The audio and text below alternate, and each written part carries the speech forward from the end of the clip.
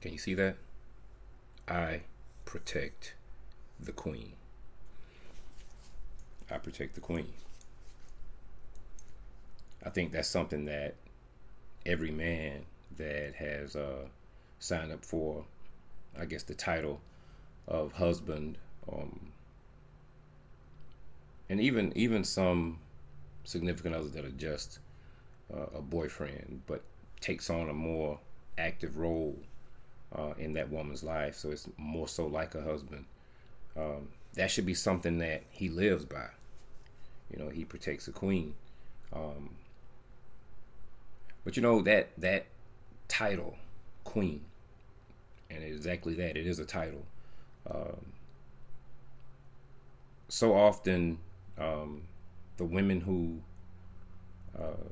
should be carrying that title either choose not to acknowledge themselves that way for whatever reason, or are not being addressed or dealt with in that respective manner. Um, if you ever care to see the condition of any particular group of people as far as their community is concerned, you don't have to visit the actual community. All you really have to do is take note and observe that group of people's women. Observe how their men treat them. Observe their socioeconomic status, uh, or equality or lack thereof in society. And that's normally your best reflection of um, those people. So, again, as a black man, I'm speaking to black people because I'm a black man before I'm anything. Um, I'm saddened, man. By I'm saddened and I'm pissed off at the way we have basically turned our backs on our women. Um, and again, I always feel like I have to put out the disclaimer that when I talk about how black men are dealing with black women, this is not a shot at you, brother. This is not a shot at you. Because again, I always say, with me pointing this finger, I got three pointing back at myself. And that's the reality of it. We should all have it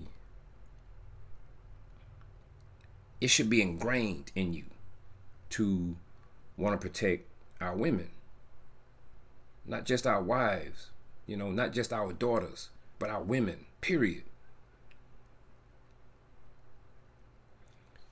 If you understand the game of chess and just the basic rules and the basic principles of that game, as a pretty good chess player myself, uh, when I first learned, one of the first things that I learned was one of the first things everyone learns is how the pieces move, right?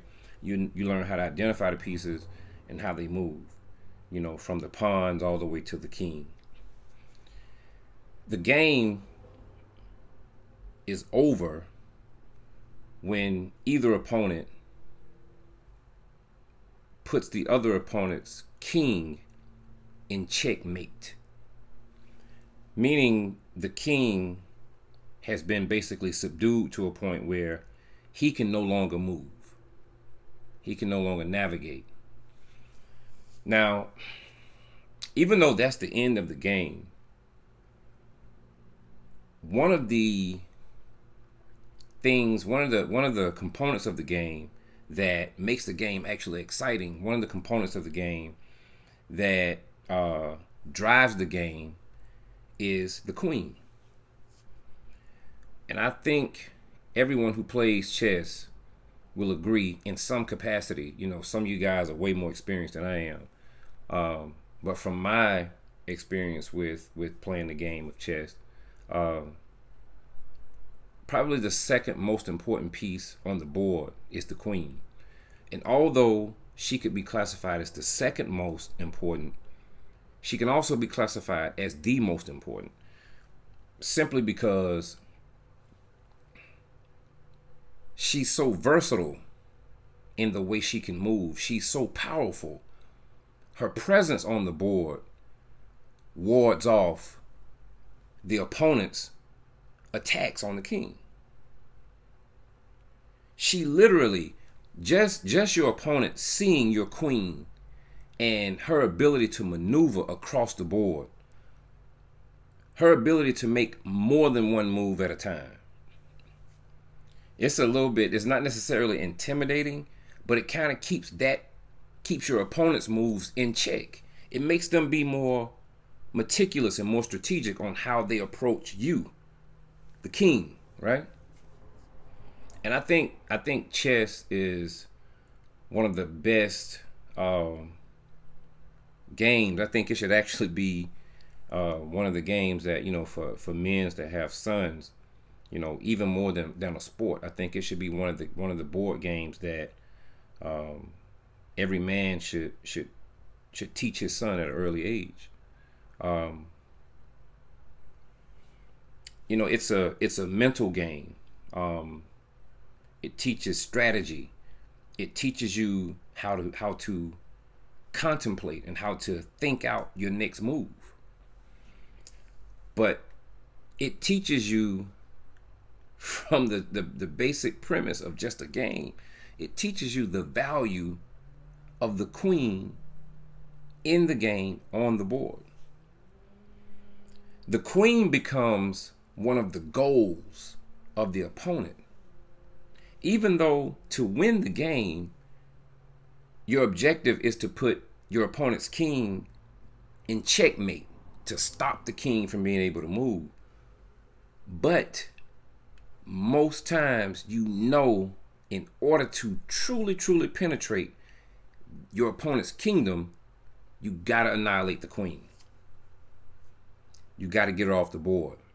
And I've seen some guys that are so good at the game of chess that as a countermeasure, they'll sacrifice their queen. They will go ahead and give her up. That's another discussion for another time. But going back to the power of the queen on the board, she serves many purposes. She keeps all the other pieces on the board in check. Most times, any opponent, any player will carefully think out their next move, no matter what piece they're about to move. The one piece on the board that they're always careful of. They always want to know where it is. That's the queen. That shows you the value of the queen.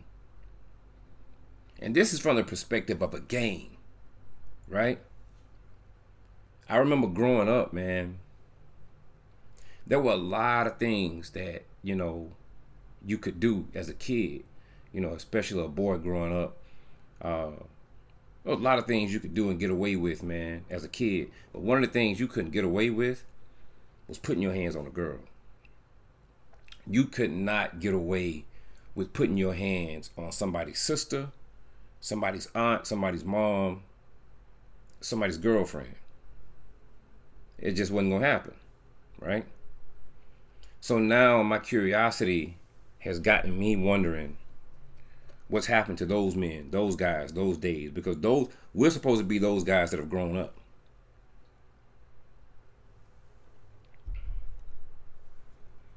And I look at most of us today, most of us men, black men, and I look at the way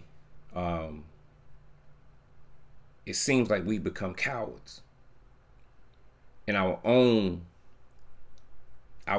right, based upon how we allow the mistreatment of our women. We're the only group of people where someone can not just disrespect, but take the life of one of our women, and there's no consequences.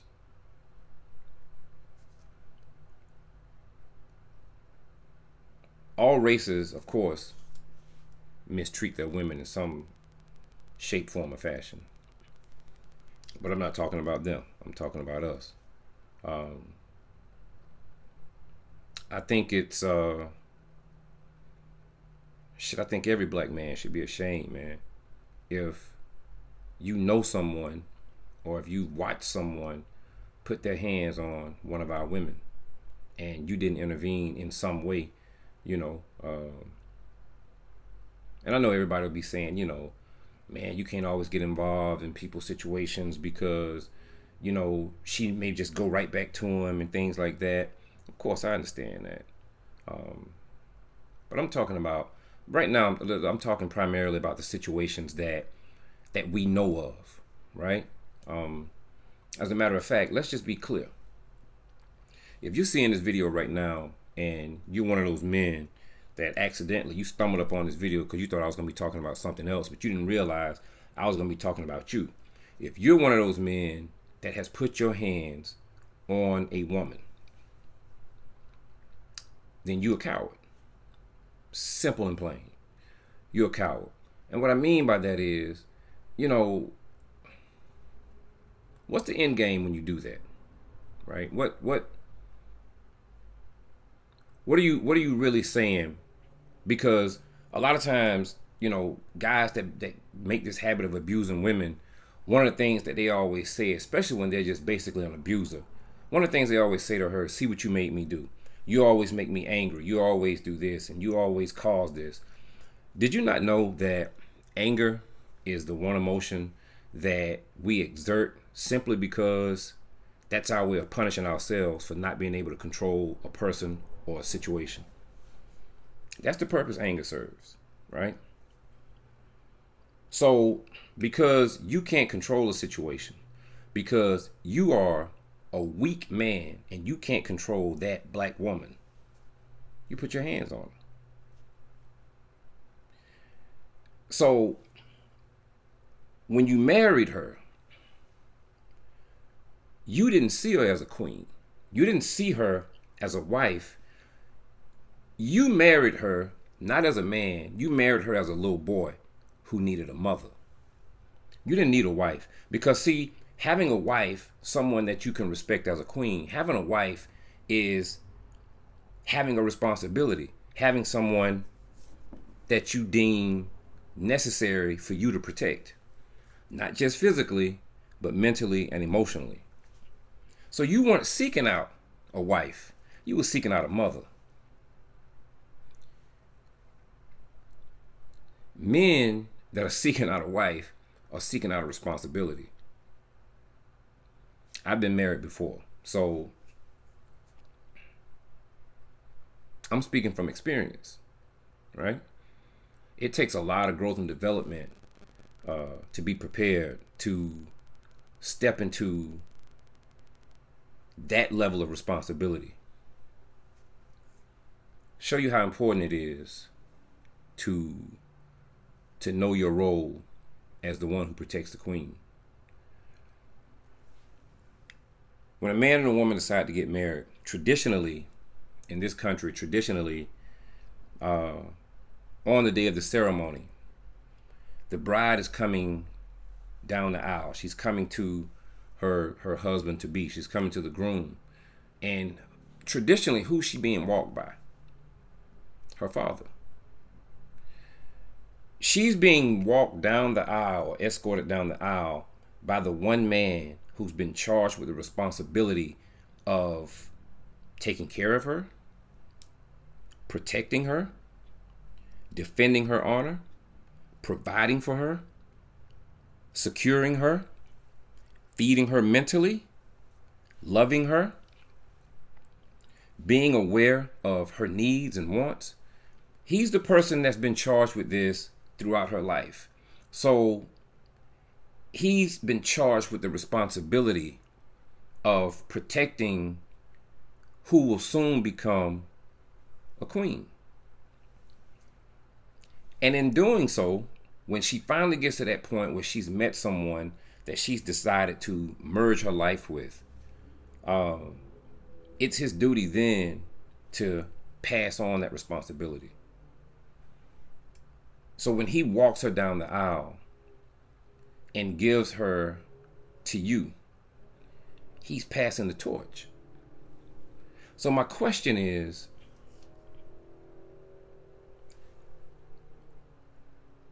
Why is it that we're utilizing marriage as the segue to not be responsible for, to abuse mentally and emotionally, and ultimately abuse physically? A woman who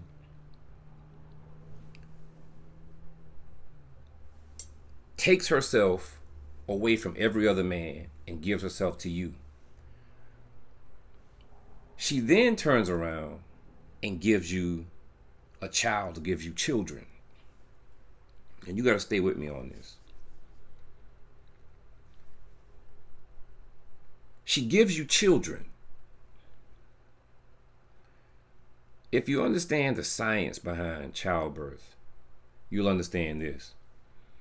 A woman damn near dies anytime she gives birth to a child. Childbirth is that close to death. So a woman who damn near dies to bring us into existence, one of us would put our hands on her. I come from the school where you put your hands on a woman, we beat your ass. I'm from the old school. That's still in me. So you might want to turn the video off at this point because I might be talking to you. That's the school I come from. And truth be told, I think that's actually the tradition of the culture we all come from. I don't think any black person that I've ever known can say that when you really, really look back into their own family tree, they come from a complete history, a complete thorough history of all the men putting their hands on women. They may come from a generation of it, but not the complete history of it, right? We have to, man, we got to do a better job on how we're protecting our women. You know, things are happening to our women at an alarming rate, and it's happening outside of the communities, but a lot of what's going on is happening inside the communities. It's happening inside our own homes. You know, you have men right now that are abusive to women in multiple ways, not just physically. You have men right now, and I talked about this in one of the last segments, some of the narcissist traits and behaviors. You know, you anchor these women with children. You know, you anchor these women with things, and you basically cripple them to a point where even with all the abuse, they can't afford to walk away. So they come up with a way to endure it, and they rationalize it, and they stay in these situations. That's abuse in itself. That's not protecting the queen. And they've become so accustomed to this treatment that when the next man, when they finally get out of this situation, when they finally break this stronghold, and the next man who's willing to treat her as the queen that she is, she won't even identify herself as a queen. A lot of times you'll hear people say that people will treat you the way you let them. I don't agree with that. I believe that people will treat you the way that they view themselves and the amount of value that they place on themselves. A person can only be who they are. They can only be who they are. Now, it is your responsibility once someone has shown you the truth of who they are. You have to pay attention to that. You have to pay attention to that. So we've fallen so far away from, I'll go so far as to say we've fallen so far away from what's in our nature of being, what's in our nature to actually be.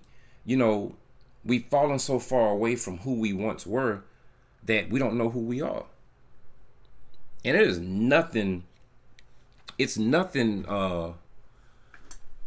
abnormal for me to meet a woman, a black woman, for the first time, and in a general casual setting, when I speak, to say peace, queen.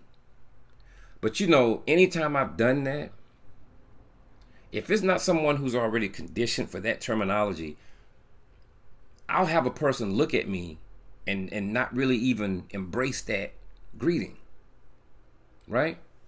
And I want you to think about the psychology of how we've gotten to a point where not only are we not protecting the queens physically, but we haven't protected them mentally or emotionally to the point where they won't even identify themselves with that.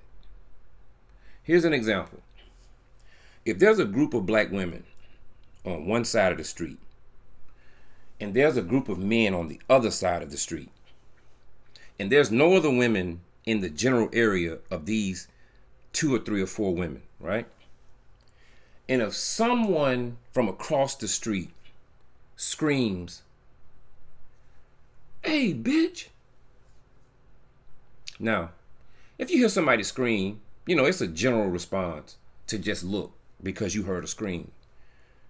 But in that instance, there's only 2 things said. Hey, bitch.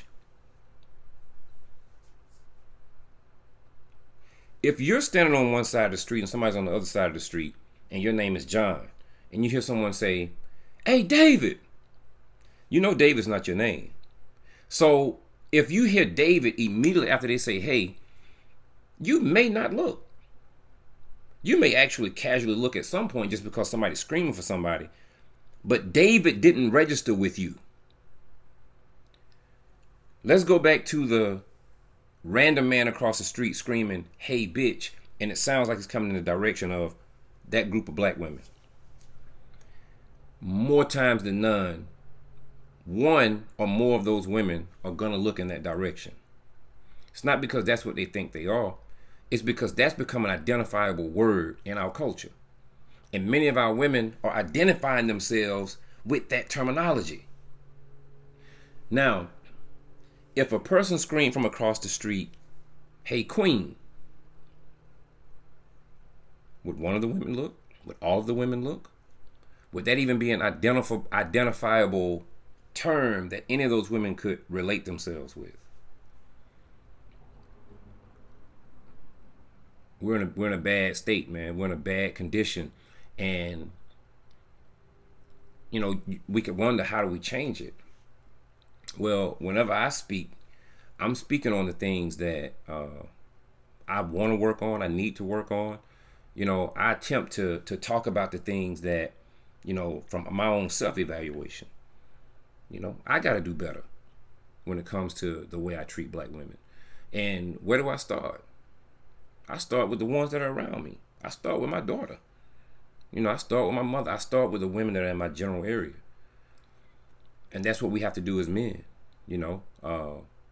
Before you can speak up for anyone outside of your house, you got to be firm on how you treat the ones inside of your house.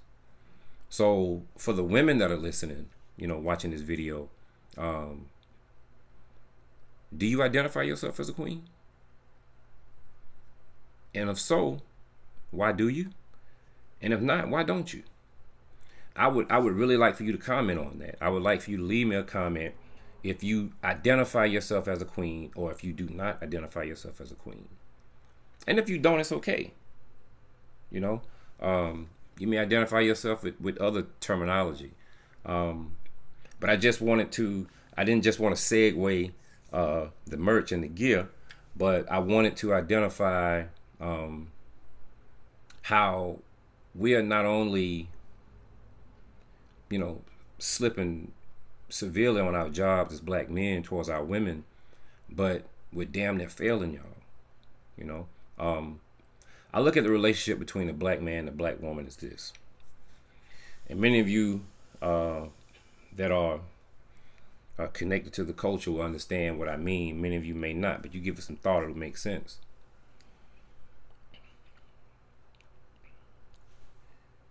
The purpose and the role of me towards her, the queen, is to be almost like a father. A girl's first love, her first admiration, traditionally should be from her father. Her first experience with smelling a good smelling man, her first experience with seeing a well-groomed man, her first experience with feeling completely protected, her first experience with communicating, her first experience with a man being patient with her, and her first experience with a man having enough up here that he can feed her mentally. If you look at the word father and you split it in half, it's Father. So a husband has to be just like a father. He has to be able to fat her or grow her or make her larger mentally, not just physically, not just to impregnate her, but to impregnate her mentally, right? While at the same time protecting her. The similitude of that relationship is the example of the sun and the earth. Contrary to popular belief, the sun is a stable element in the universe, and the earth rotates around it. In the natural order of a relationship, the sun should be symbolic to the man and the earth symbolic to the woman. Now, the earth rotates around the sun at a terrific speed. Why does the earth do this? Because the earth is pulled in by the sun. Not because of physical attraction, but because of attraction that is much, much, much stronger than the physical attraction that we have between man and woman. If you had to give this a cross reference to a man and a woman's relationship, he is a man that she can receive everything she needs from. Everything she needs to grow and elevate. This is why she rotates.